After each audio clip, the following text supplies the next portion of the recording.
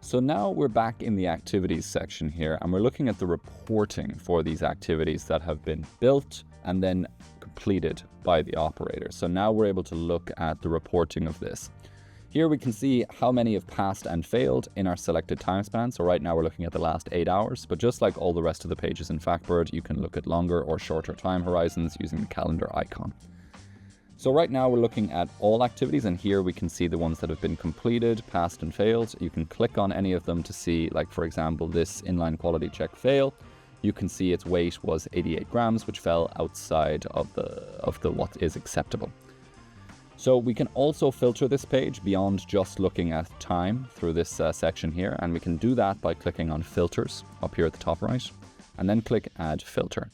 Here you can filter this based on a batch, a location, the status in terms of whether they've passed or failed, or based on the actual activity itself. So if you just want to pull up one specific activity, you can click on this and then find the activity that you're interested in, and then see the pass and fail reporting for that very specific activity. So here is where you have that final step in terms of actually analyzing how these activities are being completed and what the outcome of them is.